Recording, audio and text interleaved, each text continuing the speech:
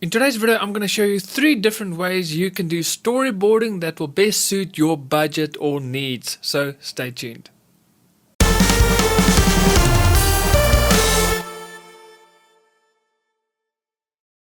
Hey guys, my name is Eon and welcome to my Start Animating YouTube channel. The channel that is specifically aimed at everyone that is new to animation. And if that is you, welcome, you are at the right place. So make sure you hit that subscribe button and also click on that little notification bell so that you can get notified every week when I upload a brand new video.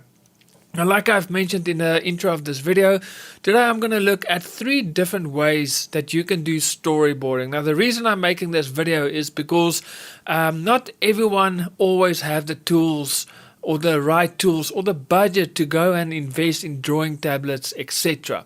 Okay, so the purpose of this video is to show you 3 different ways, and you can then decide according to your budget and needs which one of these 3 will best suit you. And then obviously I will share with you my personal opinion or my personal favorite, the one that I'm using, and the reason I would recommend this one.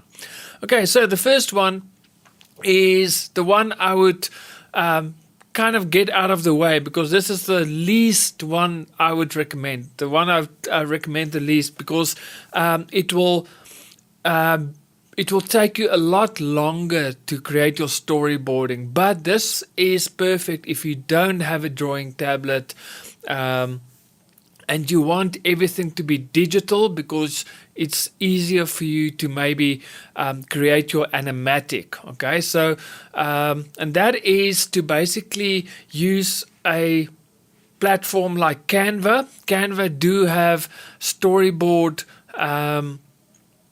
templates, so you can basically use a storyboard template and you can then just enter the dialogue in the box, and then you add images inside that inside Canva.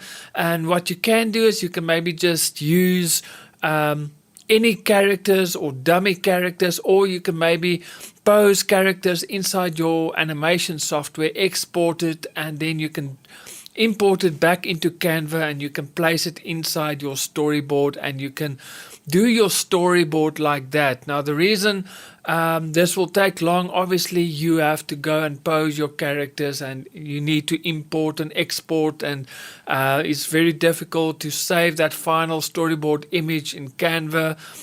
It can only save the entire thing as an image, so there is some complications and workarounds you'll need to do.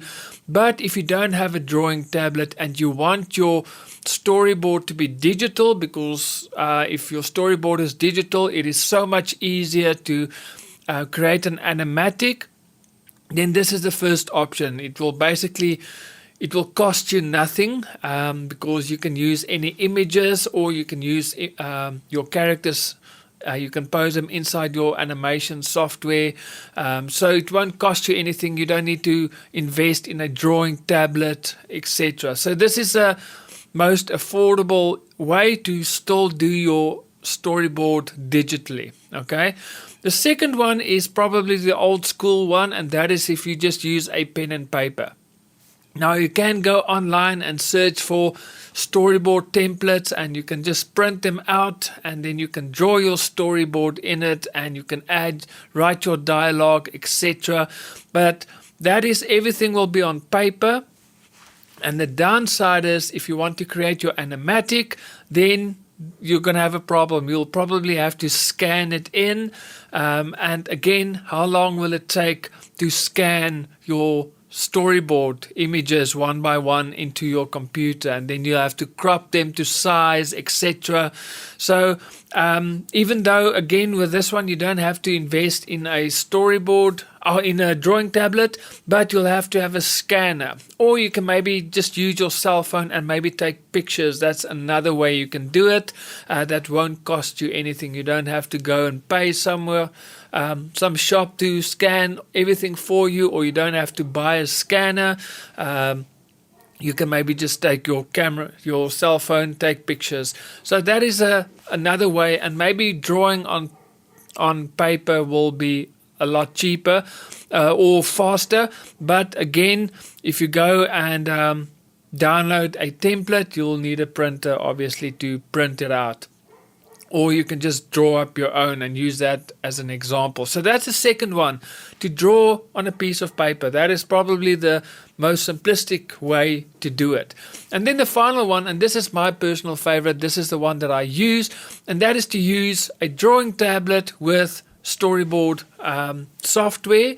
And I use Storyboarder. It is absolutely free.